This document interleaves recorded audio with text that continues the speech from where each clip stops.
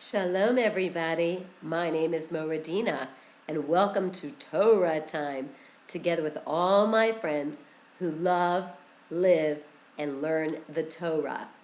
You may be wondering, why, oh why, am I wearing a hot dog in a bun with mustard, of course, for this week's Parsha of Parshas Bshalach.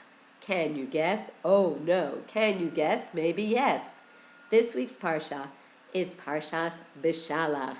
Remind yourself of last week's Parsha, where we learned where the Bnei Israel in Parshas Bo were leaving, running from Mitzrayim under the command of Paro, out of my land now. And the Bnei Israel are running as fast as they can.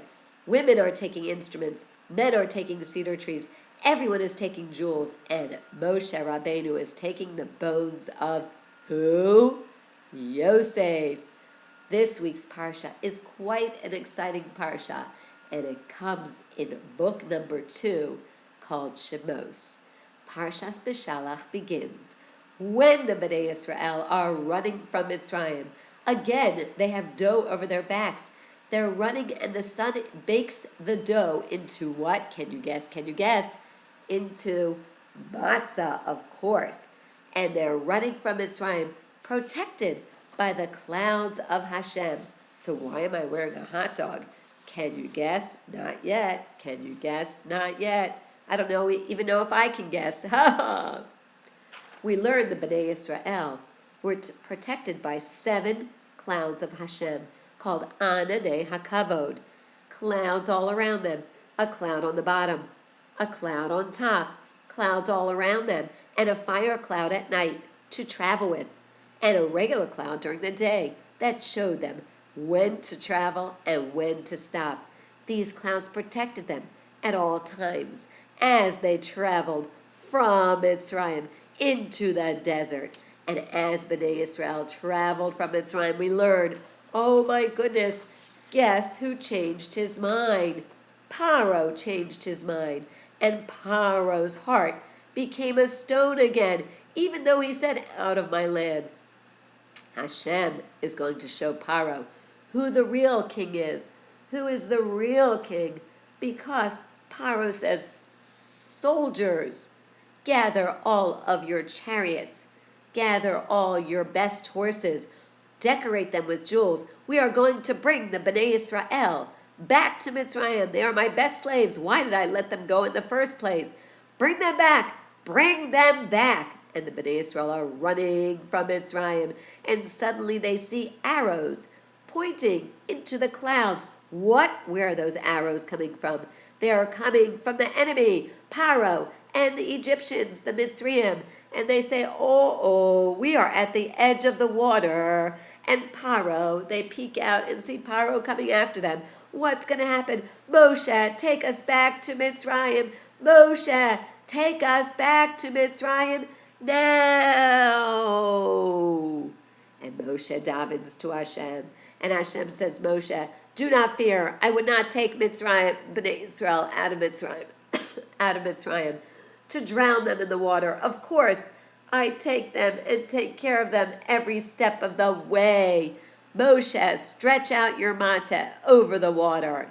And here comes Moshe Rabbeinu, stretching his mateh over the water. And he says, Moshe calls out, I need a volunteer, because Hashem is going to show us the greatest miracle of all. Who will be the first person to jump into the Yam Suf? Look at all those arrows. Look at all those arrows. And the Bnei Israel say, Moshe, we are not going to jump in, because if we jump in, we will drown. No way, we're not going to jump in. And one person raised his hand, and that one person was named Nachshon ben Aminadav. He said, I will jump in. Hashem commands it. I will be the first one to jump in.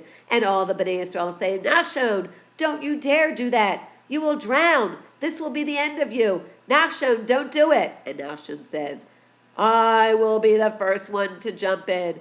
And this is where I tell everybody, be like a Nachshon. I tell myself also, be like Nachshon ben Aminadav. Be the first to jump in, to do a mitzvah, to do a chesed. Be the first to jump in. Don't wait for other people to do it. Be the Nachshon in life. Be the one to jump in. Everyone out there, be Nachshon. And as Nachshon gets up, the Bnei Israel are screaming, Nachshon, don't do it. Nachshon, don't do it. And Nachshon says, I will do it. And Nachshon gets on the edge of the water, and Moshe stretches out his mateh. And as he stretches out his mateh, Nachshon jumps in, and there goes the people screaming, Nachshon, get out of the water, get out. And the water goes up to Nachshon's ankles, up to his waist, up to his shoulders, all the way up to his chin. Help! Nachshon is going to drown. Nachshon is very brave. And as Moshe is stretching out the mateh, the arrows of Paro everywhere, the water gets lower and lower and lower until suddenly the water gets all the way down to Nachshon's ankles and splits right down the middle into dry land. Dry land. But not only did the water split for the Yam Suf, we learned that the water split everywhere in the world. So look at this cup of water. It would be splitting right in half. Wouldn't that be fun? All over, have this water split right down the middle. Look at that splitting down the middle. All the water in the world split at the same time. What a miracle. Hashem, you are certainly the king. But take a look, Nachshon is the man. And of course the water splits right down the middle. And the Bnei Israel are, wow. But not only one path, but it split into 12 paths, one for each Shevet. Reuven, Shimon, Levi, Yehuda, Yisachar, Zvulun, Dan, Naphtali, Gad, Asher, Yosef, and Binyamin each have their own path to run on, and they're running with their children, their animals, their men, their women, everyone running across the Yam Suf. And if a baby started crying, Hashem took care of that also. Hashem made fruit grow on the sides of the Yam Suf that the mommies could take an orange, or a tapuach, an apple, or an agas, a pear, and say, here, baby, here, have something to eat. Here, eat this. And the baby would not cry anymore. The child would not cry. He'd have a nice, delicious piece of fruit. And if they needed some drinking water, Hashem made it purified. They could just take a little drink from the side, like that. Wow, so many miracles. There were many miracles of the Yam Suf. Those were just a couple that I just named. And look at that.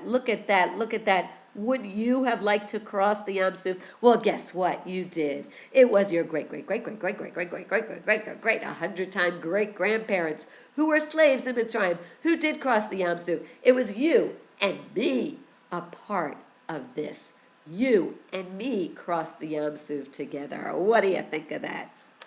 And as the Bnei Israel were crossing the Yam Suf, who came to the very edge?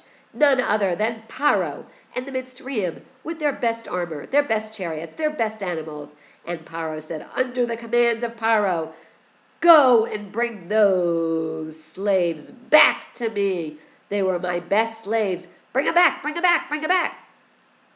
And of course, the Bnei Israel see the Mitzrayim climb into the Yam Suf.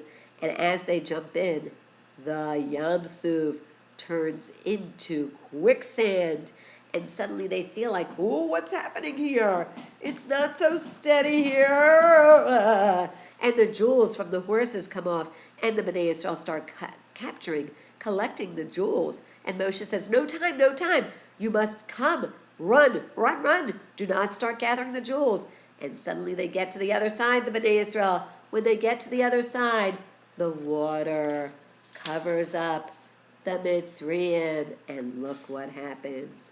The Bnei Israel are over on the other side of the Yam Suf. But take a look at all of Paro's chariots, all of Paro's animals, and all of his soldiers covered in the Yam Suf. And Paro is on the edge of the Yam Suf. And Paro sees this all happening. And Paro says the magical words that we have been waiting for this whole time.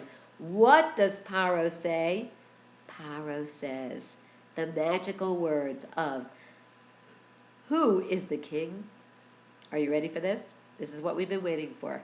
Hashem is the king of the world. Hashem is the king of the world. And we learned that Paro went back to all of his people and taught them about Hashem is the king of the world.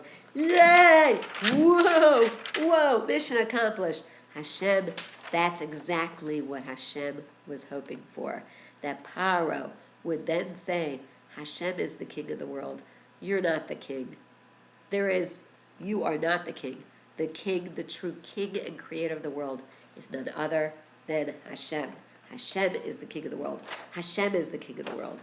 And what do the Bnei Israel do? Something very, very beautiful. They get to the other side of the Yam Suf. Moshe gathers all of the men. Miriam gathers all the women. Where is that cute Miriam? Miriam gathers all the women. Miriam takes out her drums. They take out their tambourines. All the women take out their instruments. The men gather around Moshe, and there is Moshe. And Moshe sings a song to Hashem. And Miriam and the women dance, and they play their instruments. And what is the song that they sing to Hashem? None other than Uz Yashir Moshe. Uz Yashir Moshe. They saw the greatness of Hashem. They sing a song to Hashem. They praise Hashem and thank Hashem for everything that they have been through. Look at that picture. I don't want to change this picture. It's such a gorgeous picture. I think I'm going to frame it. I am framing this in my mind, at least, of the Bnei Israel singing a song to Hashem. Do you sing a song to Hashem every day for all the great things that you have in your life? Do you sing a song? We can sing a song every single day of our life. The greatness of Hashem. Take a look. Take a picture. Click. That is just gorgeous. That is just gorgeous. And the Bnei Israel. Whoa, I don't want to take it down. Sorry. There it is. And the Bnei Israel are now living in the desert. They're living in the Midbar with Hashem's great miracles with them every day. We know that they lived in the desert for 40 years. Where were they going? They were on their way to Eretz Yisrael. That's where we went. We went from Mitzrayim, Egypt, to the desert, to Israel. That was the travels. It took 40 years. Hashem took us all around until we got to the Holy Land of Israel to build the Beis HaMikdash. We learned that living in the desert, Hashem took care of every single step of the way. We know in the 14th of Iyar, we had enough food for 1 month. We left on the 15th of Nisan. That's when we exited Egypt. Now we're living in the desert. For the first month, they brought enough food with them, the Bnei Israel. On the 14th of Iyar, the women and the men, they looked in their cabinets and they said, uh-oh, there's no food to eat. We're out of food. We're going to starve. Help! We're going to starve. They ran to Moshe and said, Moshe, what's happening? We don't have any food to eat. What's going on? We're going to starve. Take us back to Mitzrayim. Take us back to Egypt. We had food there at least. Even though we were slaves, we had food to eat. Help! There's nothing to eat. And Moshe said, calm down, Bnei Israel. Calm down. And he davened to Hashem. Moshe was a very amazing leader. Moshe had to take care of those Bnei Israel who always had amazing things to share with Moshe. Moshe was the leader. And Moshe davened to Hashem. And Hashem said, Moshe, tell the Bnei Israel, starting tomorrow, they will get food. They're not going to go shopping in Kroger's. No. There was no Kroger's or Publix in the desert. Hashem is going to have food come down from the heavens, from the Shamayim. And that food is going to come on the 15th of Iyar, and that food is called mun. And mun is very, very special because mun was food that came down from the Shamayim. I'm getting close to the reason why I'm wearing a hot dog today. Can you guess yet? Here's the man on the 15th of Iyar, 1 month after we left Egypt. The 15th of Iyar, food is going to come down from heaven. Food, food, food, food. What kind of food is this? This food is called mun. Let's find out what mun is all about. Are you ready, ready, ready, ready? Mun, not money, but mun. Here's Moshe davening. Mun is going to fall down in a special way. Mun, Moshe davened to Hashem, and there were special things about mun. Number one, the mun would not fall on Shabbos. The mun would fall every day of the week, and Bnei Yisrael are to gather 1 piece of mun every day, and that will fill their tummy. Even though you'll say, like, 1 piece of mun? How could that fill their tummy? Yes, 1 piece of mun a day. If they gathered any more than 1 piece, it would get rotten. So they would gather 1 piece of mun a day, and that would fill their tummy. Number 2, the mun would fall in a special way called tal, mun, tal. Have you ever gone out in the morning and noticed that the grass is wet? The grass is kind of wet. That's called tal. That's dew. That's a special miracle from Hashem. That's called the dew from heaven. That keeps the grass fresh and beautiful and crisp. Well, the mun is going to fall on top of that tal. And then it's going to be covered in tal also. So it's a sandwich. It's tal, mun, tal, tal, mun, tal, which reminds us of something on Shabbos. What is at your Shabbos table that reminds you of mun, tal, mun, tal? What's at your Shabbos table that reminds you of tal, mun, tal? Think about it. Anyone come up with the answer? Bingo, you got it. The challah. The challah reminds us of the mun. It's the challah board, the challah, and the challah cover. Tal, mun, tal, challah board, challah, challah cover. When you eat your challah this Shabbos, think about the mun. That's what we're remembering when we eat the challah. How many challahs do you have at your Shabbat table? Of course you have 2. Why do you have 2? Because on Friday, every day we gathered 1 piece of mun, but on Friday we gathered double. Why? Because 1 would be for Friday and 1 would be for Shabbos. Because the mun is not going to fall on Shabbos.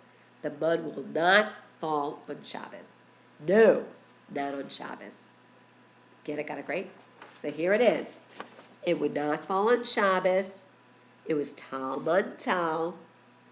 It would taste like whatever they wanted it to taste like. The mun, I gave it away. The mun could taste like anything they wanted it to taste like. When they bit into mun, it looked like a wafer covered in honey. Wafer covered in honey, but it didn't always taste, unless you wanted it to be a wafer covered in honey, it could taste like whatever you wanted to. And that may be a hint of why I'm wearing a hot dog.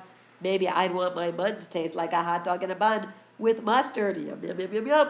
Yum, yum, yum, yum, yum. Yum, yum, yum, yum, yum. If you wanted your mun to taste like corn, could taste like yummy corn. But I don't know if they had cans then. If you wanted your mun to taste like a rice cake, it would taste like a rice cake. There it is. If you want your mun to taste like tuna fish, bumblebee, of course, the best. Your mun would taste like tuna fish. You name it, you think about it. What would you like your mun to taste like? You decide. So Moshe davened to Hashem, and here comes the mun, with all of its special rules. It fell tal, mun, tal. It would not fall on Shabbos. They had to gather 2 pieces on Friday. It would taste like it looked like a wafer covered in honey, and it could taste like whatever they wanted it to taste like. When they ate 1 piece of mun, it would fill up their tummy. Last but not least, the mun would fall according to the person's midos. If a person was a very kind person, the mun would fall right in front of their door. If their person was okay, the mud would fall a little further, and they would have to go out of their tent and go get it. If a person was a rasha, the mud would fall far away. The person had to get out of their tent and walk far to get their mud. Well, this made a lot of people do teshuvah and do good things because they were too embarrassed to have to go and get their mud from far away. That would be embarrassing. If I had to get out of my tent and walk far, everyone knew why I had to walk far, because I was not such a great person. So a lot of people did teshuvah and did their best just not to be embarrassed. Whoa, what do you think of that? Here's Moshe davening, and here's a picture of mud covered in honey, tal, mud, tal, dew, mud, dew, and different ideas of what their mud would taste like. Maybe it was pizza, maybe a lollipop, maybe cheese, maybe ice cream, maybe challah. What do you think? What do you think? Different ideas. What would you like your mud? Take a second. I heard you. I heard you saying a tuna sandwich with lettuce and tomatoes. Yum. Or maybe pancakes or waffles. Or maybe cereal, Cheerios. I don't know. It's up to all of you. Here is a picture of someone who is a tzaddik person. The mud fell right in front of their tent, and they would walk out of their tent, and they would get their mud right away because it would be right next to their tent. But here's a picture of someone who had to walk far away from their tent to get their mud. That was a little embarrassing. See, they had to take a walk from their tent all the way to their mud. Whoa, that person did teshuvah, so their mud could fall right near their tent. Look at that. Would you like to have to take a walk? Of course, it's good exercise, but everyone knew why they had to exercise at that point. So there's a person going to get his mud. The first Shabbos, there were two troublemakers by the name of Dasan and Aviram. And Dasan and Aviram said, why, oh why? When the mud first fell down, everyone gathered the mud and ate the mud, and everyone all worked well. But the first Shabbos was coming, and Dasan and Aviram, the troublemakers who were from Bnei Israel, said, why does Moshe have to be our leader? Why can't we be the leader? Why is Moshe the one that everyone has to listen to? We want to prove Moshe wrong. We want to show everybody that Moshe is not the one to listen to. We have a plan. And what did Dasan and Aviram do? Dasan and Aviram did something very, very sad. The first Shabbos, they said, we want to prove that Moshe is wrong. Look what Dasan and Aviram did. Early Shabbos morning, the first Shabbos that the mud was not supposed to fall. Remember, they gathered 2 pieces on Friday. And that Shabbos morning, there was not supposed to be any mud on the ground. That's what Moshe told the Bnei Israel from Hashem's command. So Dasan and Aviram said, we're going to prove that Moshe is wrong. We're going to prove that Moshe is not our leader. What did Dasan and Aviram do? While the Bnei Israel were sleeping in their tents, they took mud and they scattered it outside of the tents, to prove that the mud does fall on Shabbos. That's not very nice, is it? No, no, no. That is not nice at all. Take a look at what they're doing. They're scattering the mud all over the place on Shabbos. The Bnei Israel are sleeping in their tents. Then, after they scattered it all around, they quickly ran into their tent to watch and see what would happen when the Bnei Israel wake up and see mud everywhere. And they'll say, Moshe, you were wrong. We're not listening to you anymore. You were wrong. They quickly scatter it and run into their tent and wait for Bnei Israel to wake up. Suddenly, the Bnei Israel are starting to stir in their tents. And Dasan and Aviram are getting very excited because they're going to prove that Moshe is wrong. Of course, Hashem is not going to let that be. What does Hashem do, the king of the world? Hashem sends, while the Bnei Israel are still sleeping, Hashem sends a flock of birdies. And Dasan and Aviram see the birds fly down, and the birds gather all of the mud, and they gather it and gobble it up and fly away with all the pieces of mud. Hooray, hooray. And look at Dasan and Aviram. They are so angry. How did that happen? How did the birdies take the mud away when we were trying to prove that Moshe was wrong? The birdies saved the day. The birdies saved the day. The birdies saved the day. And so when the Bnei Israel woke up on that Shabbos and they went out of their tents, they looked down and they did not see one piece of mud out there. And what did they say? Moshe emes, v'soraso emes. Moshe is true and the Torah is true. Moshe is the leader of Bnei Yisrael. Moshe emes. Moshe says the truth. And look at Dasan and Aviram's face. Ooh, are they angry? Oh, are they angry? How did that happen? And here are the Bnei Yisrael, so happy to have their leader Moshe emes. Moshe telling the truth. We learn what a powerful lesson that is, because folks out there, all of my friends who love, live, and learn the Torah, this coming Shabbos is a very exciting Shabbos.